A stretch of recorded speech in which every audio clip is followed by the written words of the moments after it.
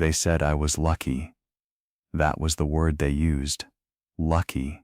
As if inheriting a problem was the same as inheriting a gift. As if standing in the parking lot of the Harlan County Children's Home at 17 years old, with a paper bag holding everything I owned and a legal document I could barely understand, was something to be grateful for. The document was from a probate attorney in a town I'd never heard of. It informed me that a man named August Calloway, a man I had never met, never spoken to, never even known existed, had died 6 weeks earlier at the age of 81, and in his will he had left me something. Not money, not a house, not a savings account or a life insurance policy or any of the things that normal people leave to the people they love. He left me a sealed entrance to a cave system on 31 acres of ridgeland in the hills of eastern Kentucky. The word sealed was right there in the document, underlined, as if someone had anticipated my confusion and wanted to make it worse.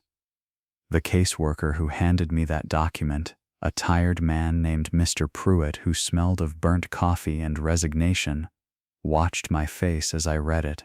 He had the expression of a man delivering a punchline he already knew wasn't funny. "It's land," he said, "technically, so that's something." "Who is August Calloway?" I asked. "According to the attorney, he was your grandmother's brother, a great uncle you never met, never married, no children. You're the only living relative they could locate." I looked at the document again. 31 acres, a sealed cave entrance, and a note at the bottom, typed in plain legal font, that said, "The deceased stipulated that the property not be sold for a period of no less than 1 year following transfer of title, and that the beneficiary must personally visit and open the sealed entrance before any legal disposition of the property can be considered." "He's making me go there," I said.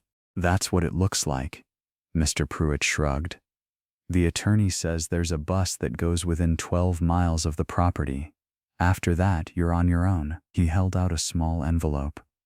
Inside was a single iron key, old and dark with age, tied to a strip of leather, and beneath the key, folded into quarters, was a handwritten note on yellowed paper.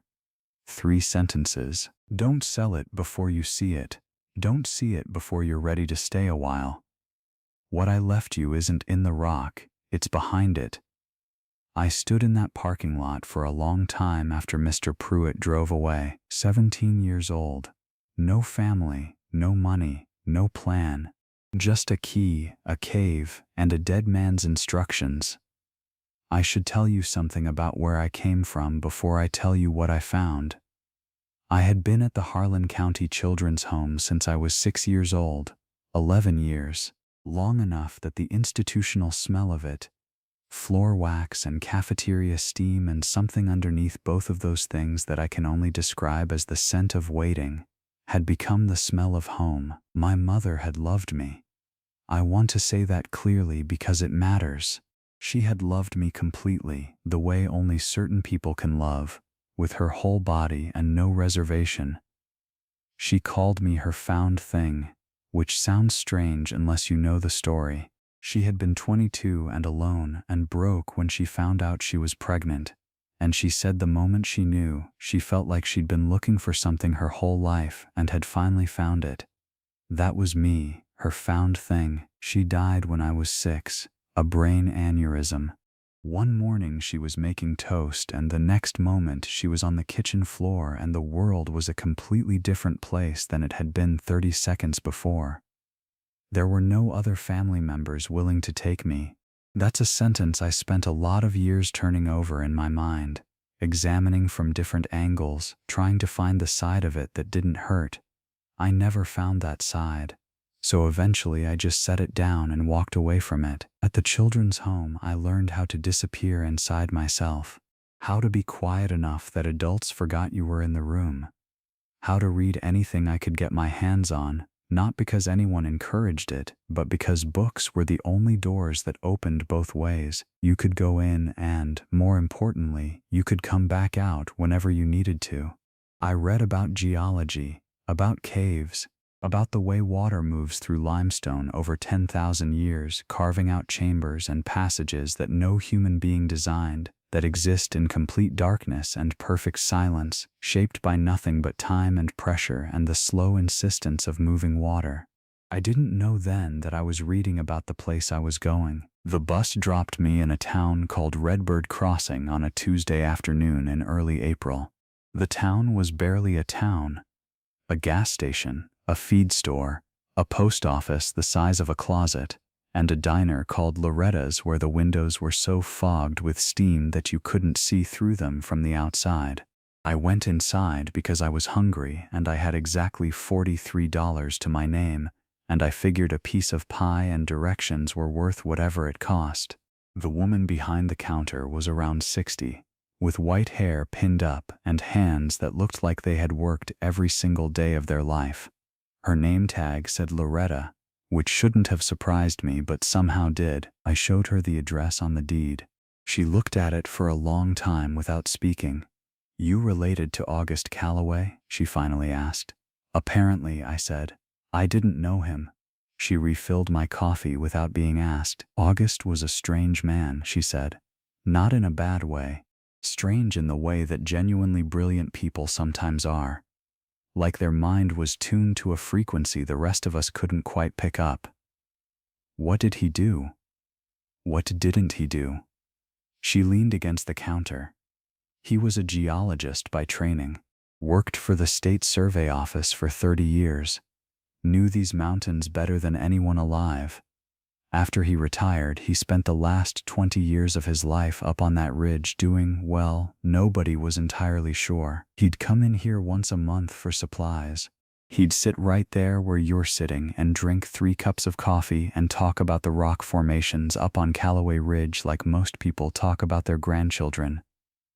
"Did he ever mention leaving the land to someone?" "Not to me," she paused. "But he did say something once, maybe 5 years ago. He said he'd spent his whole life learning how to read what the earth was hiding, and he hoped someday he'd find someone worth hiding it for." She looked at me steadily. "I suppose that turned out to be you." The 12 miles between Redbird Crossing and Calloway Ridge took me most of the afternoon. The road turned to gravel after the first 4 miles, then to a rutted track, then to something that was more of a memory of a path than an actual one. The April air was cool and smelled of mud and new leaves and wood smoke from somewhere far away. By the time I reached the base of the ridge, the light was going golden and long. I was tired and my shoulders ached from the bag, and I had eaten nothing since Loretta's pie except a gas station granola bar that tasted like cardboard and optimism. I almost didn't see the entrance at first. It was set back into the ridge face, half hidden behind a curtain of wild rhododendron that had been growing there long enough to become a wall. The rhododendron was in bloom, pale pink flowers, hundreds of them, still holding the afternoon light. Behind the flowers, barely visible, was a wooden frame bolted into the limestone, and within the frame, a door. Not a cave entrance in the rough, jagged sense I had imagined. An actual door. Heavy planks of old-growth chestnut, black with age and treatment, fitted together so precisely that no light passed through the seams. Iron hinges the size of my hand, and in the center, at exactly the height my hand fell naturally, an iron lock. I stood there for a long time, the key in my hand, breathing. "What I left you isn't in the rock, it's behind it." I put the key in the lock. It turned with a sound that was less a click than a release, a long, low exhale of pressure, like the mountain had been holding its breath. The door swung inward on those massive hinges, silent and smooth, perfectly balanced. A wave of cool air rolled out to meet me, and with it a smell I can only describe as the smell of deep time, mineral and clean and ancient, utterly without the smell of living things or decay. Just stone and water and darkness. I stepped inside. The first chamber was maybe 40 feet across, the ceiling arching 15 feet above my head. My flashlight swept across walls of pale gray limestone laced with threads of quartz that caught the light and threw it back in small cold sparks. But what stopped me wasn't the geology. It was what August Calloway had built inside it. Along the left wall, wooden shelving, floor to ceiling, constructed with a carpenter's precision from what looked like salvaged lumber. The shelves held glass jars, hundreds of them, organized with a librarian's care. Each jar labeled in a small, neat hand, soil samples, mineral specimens, seed packets, their paper yellowed but intact, crystals of calcite and gypsum, and something I didn't recognize, pale blue-green and translucent, that caught the light like frozen water. Along the right wall, a workbench, tools hanging in outline on the wall above it. He had painted the silhouette of each tool in white so you could see at a glance what was missing. A surveyor's transit, measuring equipment I couldn't identify, rolls of paper that turned out to be hand-drawn maps, topographic and geological, layers of the mountain rendered in ink with a patience that took my breath away, and in the center of the room, a table. Simple pine, scarred with use, a lantern on it, oil still in the reservoir, matches in a tin beside it, and a leather journal, thick as a Bible, with my name written on the cover. Not the name I went by at the home, my real name, the name my mother had given me, the name that wasn't in any of the records Mr. Pruitt had access to. For Wren, it said, who I never met but always knew was coming. My legs went out from under me. I sat down hard on the stone floor, and I sat there for a while before I could make myself pick up the journal. August Calloway had known my mother. That was the first thing the journal told me. He had been her great-uncle, yes, but more than that, he had been the one adult in her life who had taken her seriously, who had seen, in the girl she was, the scientist she could have been. He had taken her on field surveys in the summers when she was a teenager, taught her to read rock strata the way other people taught their children to read books, showed her how to identify a fault line, how to trace the path of an underground aquifer, how to understand a landscape as a living system in constant slow conversation with time. She had loved him, and then she had died suddenly at 27, leaving behind a 6-year-old daughter who disappeared into the system before August even knew she was gone. He had spent 11 years trying to find me. That was the part of the journal that undid me completely. 11 years of letters to county offices and state agencies, of being told there was no information available, of being stonewalled by privacy laws and bureaucratic indifference. A lonely old man on a ridge in eastern Kentucky, writing letters that went nowhere, trying to find the daughter of the niece he had loved. He had finally found me 2 years before he died. Found my name in a county legal notice, some routine administrative matter related to the home. He had hired an attorney. He had started the paperwork to establish guardianship, to bring me home, and then the cancer had come, fast and without mercy, and he had understood that he wasn't going to live long enough to complete what he'd started. So he had done what he could. He had sealed the cave, he had written the will, he had made sure that when I aged out of the system, the property would come to me, and that it was structured in a way that forced me, at least once, to come and see it. I couldn't give you a childhood, the journal said, or a family, or the years I should have been there for, but I can give you this, everything I know, everything I spent a life learning, this mountain, this cave, and the work I started here. I am leaving it to you not as an ending but as a beginning. Everything you need to understand it is in these pages. The rest is yours to decide. I lit the lantern. I sat at that pine table in the first chamber of Calloway Ridge Cave, and I read for 5 hours without stopping. What August had discovered, or more precisely, what he had spent 20 years carefully documenting and developing, was something the journal called a living system. The cave was not simply a void in the rock, it was an ecosystem, a complete, self-regulating world.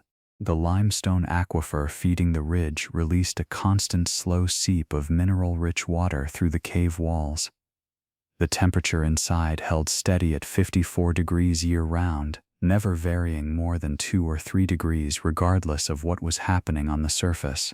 The deeper chambers had natural ventilation, chimneys of rock that drew fresh air through the system the way a fireplace draws smoke, creating a slow circulation that kept the air clean and oxygen-rich. August had mapped every inch of it. 6 chambers connected by passages he had carefully widened, in some places with hand tools over a period of years. The main chamber where I sat, a second chamber he called the water room, where the aquifer seep collected into a pool before draining deeper through a crack in the floor. A third chamber with a natural skylight, a fissure in the ceiling 40 feet up that let in a shaft of light that moved across the floor as the sun moved across the sky.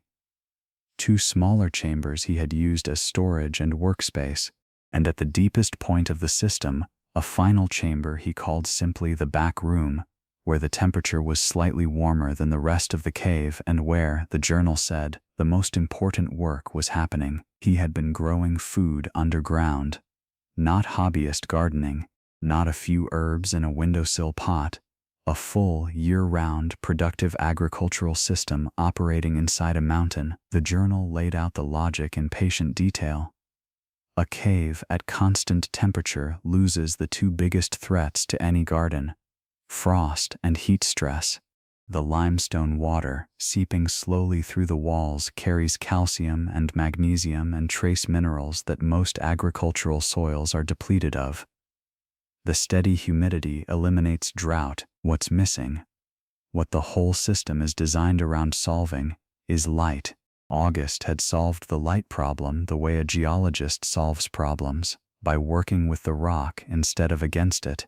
The natural skylight in the third chamber, combined with a system of angled, polished steel reflectors he had fabricated and mounted at carefully calculated positions through the cave, delivered usable light into the growing chambers during the hours when the sun's angle was right. For the winter months when direct light was insufficient, he had installed a bank of grow lights powered by a small hydroelectric generator he'd built using the flow of the aquifer through the cave. The back room, when I finally worked up the nerve to go all the way in on that first night, lantern held out ahead of me, was more beautiful than anything I had words for. Raised beds built from stacked limestone, each one fitted with the precision of a dry stone wall, channels carved into the floor to direct water flow, the polished reflectors catching and throwing my lantern light so that the room glimmered softly even in the dark. And growing in those beds, pale, cool, adapted, quietly miraculous, were plants, lettuce in 4 varieties, kale and spinach and Swiss chard, herbs in clay pots along the wall, a section of small turnips and radishes, and in the warmest corner, against the back wall where the rock held the most heat, something I had to kneel down and look at closely before I believed what I was seeing: tomatoes. 3 plants, small-fruited and carefully trellised against the limestone, bearing clusters of cherry tomatoes that were just beginning to blush from green to red. In a cave. In April. In eastern Kentucky. I sat down in the dirt between the raised beds and I cried, not for the first time that day and not for the last time that week, but differently from the other times. Not out of grief or overwhelm or the particular ache of learning you were loved by someone you'll never meet. I cried because I understood in that moment that August Calloway had built me the most extraordinary thing one human being can build for another. He had built me a place to start.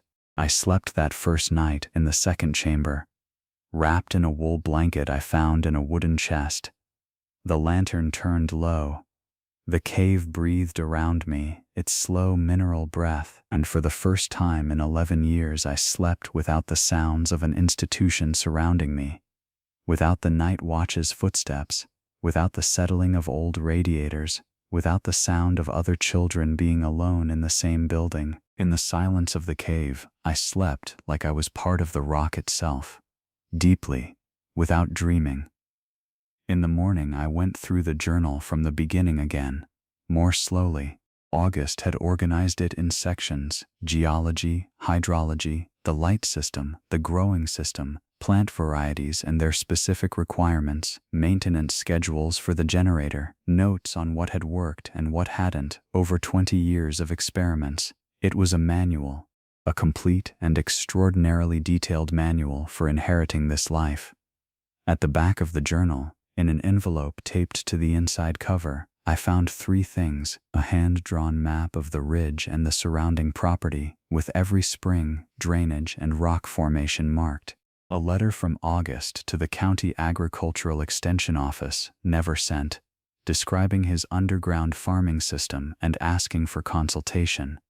He'd written it and then set it aside, apparently deciding the time wasn't right, and a smaller envelope, inside which was enough cash to live simply for about 6 months, and a note that said only, "Give yourself time to learn before you decide anything."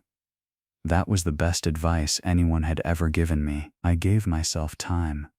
The first month was about survival and understanding. I fixed the generator, which had been shut down properly before August died but needed servicing. The journal told me exactly how, with the patience of a teacher who knows his student hasn't done this before. I cleaned and re-leveled the reflectors in the light system. I inventoried the stored seed packets and discovered that August had kept enough variety for 3 full years of planting cycles, all of it selected for cave conditions, all of it carefully labeled with notes on germination time and light requirements. I made weekly trips down to Loretta's diner for supplies and, eventually, conversation. She was the first person I told about the garden. Not in detail, not yet, but enough. She listened with the stillness of someone who has spent a lifetime listening across a counter. "He told me once that he was building something that would outlast him," she said, refilling my coffee. "I thought he meant a map. I think he meant you." I planted my first seeds in the back room 6 weeks after I arrived. Following August's notes exactly, I pressed them into the limestone-enriched soil and watered them from the aquifer pool, and adjusted the reflectors and waited with the particular quality of patience that you either learn in institutional life or you don't survive it. 12 days later, the first seedlings broke the surface. I knelt in front of those raised beds with my forehead almost touching the soil, and I made a sound that wasn't a word, more of a recognition. A sound you make when something confirms what you suspected was true but were afraid to believe. Things grow in the dark. Things grow in impossible places. If the conditions are right, if someone has cared enough to make the conditions right, life will always find a way to begin. By midsummer, I was producing more than I could eat. Lettuce and greens and herbs in quantities that overwhelmed my ability to use them. I started bringing bags of food down to Redbird Crossing, left them at Loretta's counter, left a bag on the stoop of a family I'd seen struggling at the gas station. 3 small children and a father who'd told me, in the way you tell a stranger something you can't say out loud to anyone who knows you, that the summer had been hard. Word spread the way word always spreads in small places, through the particular telegraph of people who pay attention to their neighbors. Someone in Redbird Crossing was growing fresh greens in the middle of summer and giving them away. The first person who came to the cave was a woman named Della, maybe 50, with the methodical calm of a former school teacher. She had heard the rumors and drove up the gravel road and knocked on the wooden door as if it were the most natural thing in the world to knock on a door set into a hillside. I let her in. She walked through the chambers without speaking, trailing her hand along the limestone walls, bending down to look at the raised beds in the back room, studying the reflector system with a technical eye. When she finally straightened up, she looked at me directly. "How long have you known how to do this?" "About 4 months," I said. "How old are you?" 17.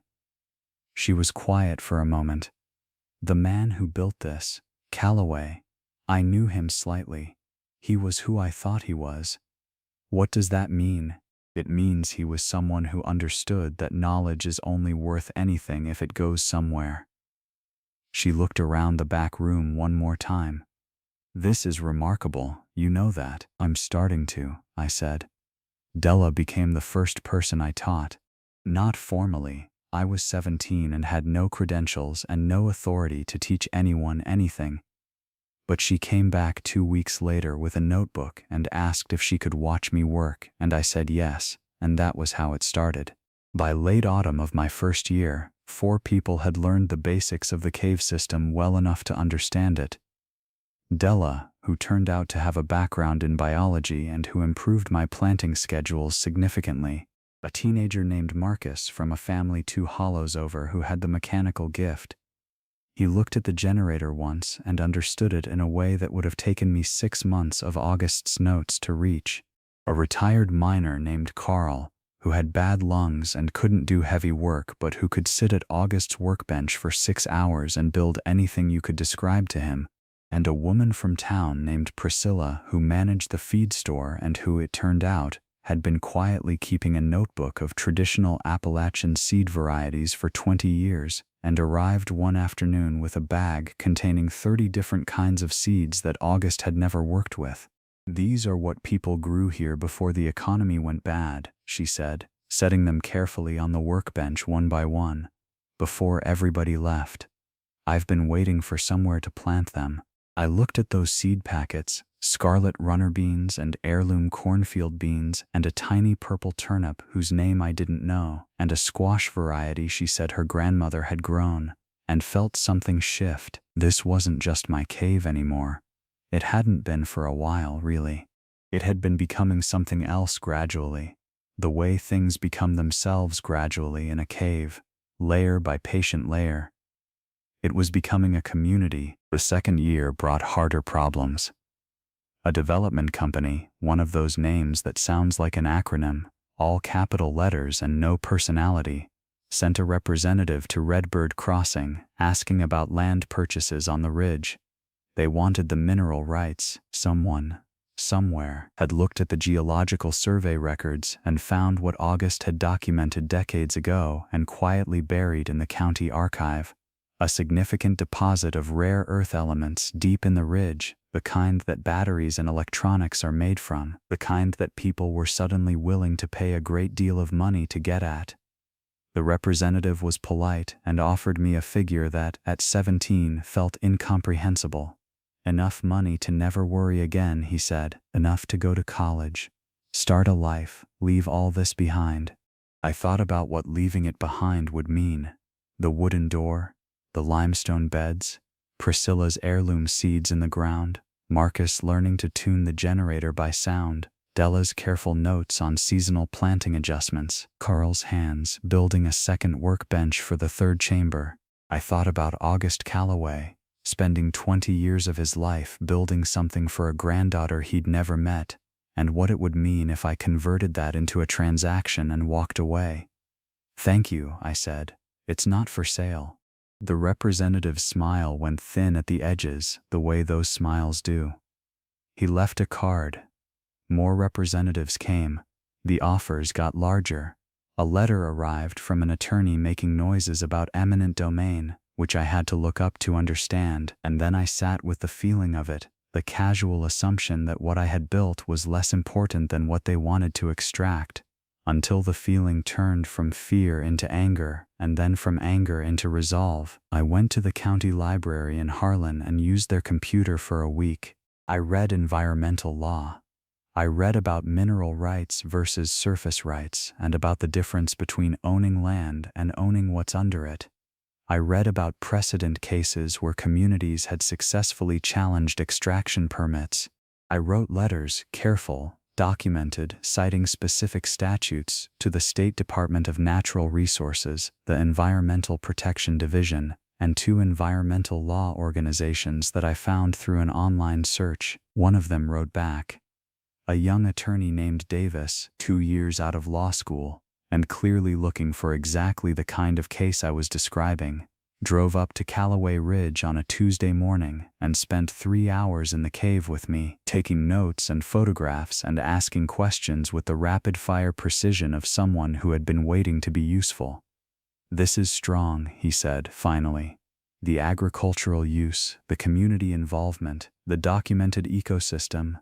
If we can establish this as a functioning community agricultural site, The permitting for any extraction becomes extremely complicated. They'd be fighting that for years. What do we need to do? I asked. Document everything, he said. Get this in front of people. Make it real in the public record, not just in county archives. The third year changed things in ways I hadn't predicted. Davis filed the necessary paperwork to establish the Callaway Ridge Agricultural Cooperative as a formal legal entity. Della wrote a description of the cave farming system that got published in a regional agricultural journal, not a famous publication, not something most people would ever read, but a real journal with peer review, the kind that counts. A professor from the state university drove out to see the operation and left shaking his head the way people shake their heads when they find something that contradicts what they thought was possible. How did he figure this out? He kept asking, walking through the back room.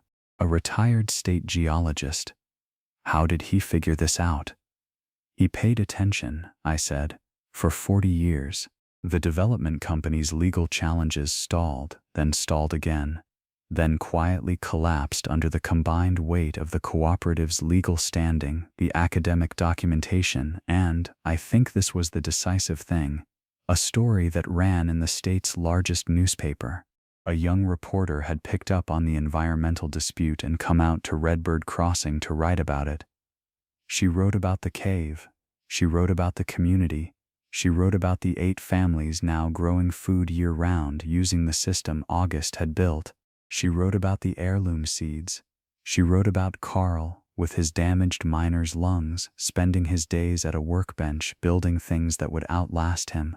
She wrote about a 17-year-old girl who had aged out of the system with $43 and a key to a sealed door, and had built something that a corporation now wanted badly enough to fight over. The story ran on a Sunday. By Tuesday, we had been contacted by 2 university extension programs and a documentary filmmaker. By Thursday, Davis called to tell me that the development company had withdrawn their application. I was in the back room when he called, kneeling in the soil between the raised beds, thinning the kale seedlings the way August's journal had taught me. The tomatoes on the back wall were in full production, more fruit than we could use, bright red against the pale limestone. I set the phone down and sat in the dirt for a while. The cave breathed around me. 54 degrees, constant and kind. The reflectors caught the afternoon light from the 3rd chamber's skylight and spread it softly through the back room, pale and diffuse and perfectly sufficient. This was what August had left me. Not the land, not the mineral rights the development company had wanted. Not even the cave itself exactly. He had left me the knowledge of what was possible. He had left me a proof that care and patience and attention, applied over years in the dark, away from anyone watching, could build something extraordinary. He had left me the understanding that worthless things, sealed caves, strange old men on ridges, girls with paper bags and $43, are almost never actually worthless. They are waiting. They are waiting to be opened. I want to tell you what I know now, at the end of this, that I didn't know standing in that parking lot at 17. The inheritance that saves you almost never looks like an inheritance when you first receive it. It looks like a problem. It looks like a joke. It looks like a sealed door in a hillside, half hidden behind rhododendron, with a lock that nobody but you has a key to. It looks like someone is mocking you, like the universe is confirming everything the hard parts of your life have been trying to tell you. That you are nothing, that you come from nothing, that the nothing is your destiny. The door is never the destination. The door is the test. The test is whether you are willing to put the key in the lock without knowing what's behind it. Whether you are willing to walk into the dark and let your eyes adjust before you decide what you're seeing. Whether you have the stubbornness to stay past the first night, the first fear, the first wave of despair that says this was a mistake, take the easy money, walk away. August Callaway spent 20 years building something in a cave that nobody would ever see, for a girl he'd never met, because he believed the work was worth doing whether or not it was ever received. That's the kind of faith I want to carry with me, not the faith that says everything will be fine. The faith that says the work is worth doing anyway. The faith that says you plant the seeds in the dark and you maintain the light system and you tend the beds and you trust the limestone to do what limestone has been doing for 10,000 years, which is to slowly, quietly, persistently make things possible. There are 47 families now who grow food year-round using variations of August's system. I'm 23 years old. I didn't sell the cave, I didn't leave. I opened the door, and what I found on the other side wasn't treasure, not in the way that word is usually meant. What I found was harder and better than treasure. I found that I was capable of more than anyone had ever told me. I found that the people around me were capable of more than they knew. I found that a sealed entrance in a hillside, tended by attention and time, could feed a community, hold a history, stop a corporation, and teach a girl who grew up with nothing that nothing and worthless are not the same word. Marin Voss wrote it first, and I read it in the back room on one of the pages August had tucked inside the cover of his journal, a quote he had carried with him. They will tell you that nothing grows in the dark. They are wrong. The dark is where all seeds begin. If this story moved something in you, if it made you look differently at the sealed door in your own life, the strange inheritance, the thing everyone told you to sell and walk away from, then subscribe to this channel and leave a comment below. Tell me about your door. Tell me what you found when you opened it. Or tell me what's stopping you from putting the key in the lock. Because I want to know. And because this community we are building here is exactly that. A community of people who understand that the most important things in life are found behind the heaviest doors. Your cave is waiting. The key is already in your hand. Open the door. Davis's voice on the phone sounded like relief. I set it down on the limestone floor and just breathed. The cave breathed with me. I thought about Mr. Pruitt's face in that parking lot. The punchline he knew wasn't funny. $43, a paper bag, a key tied to a strip of leather. I had turned that over in my hands like it was a joke, and maybe it was, just not the kind with a punchline. August never got to see any of this. That still sits in me like a stone that won't move. He spent 11 years writing letters into silence, building a garden in the dark for a girl he'd never held, never called, never once sat across from at a table.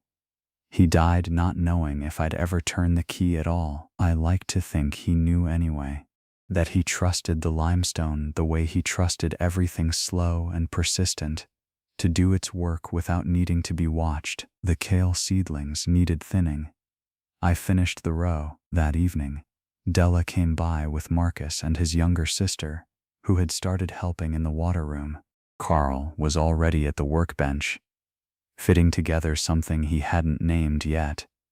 Priscilla's heirloom beans were climbing their strings in the back corner, exactly as her grandmother had grown them, in a county that had been told for 30 years it had nothing left worth growing. We ate together that night at August's pine table, under the lantern, inside the mountain. Nobody said anything remarkable. We just passed the food and talked about seeds. That's the whole story, really. A sealed door, a key, the willingness to stay long enough to find out what the dark was keeping.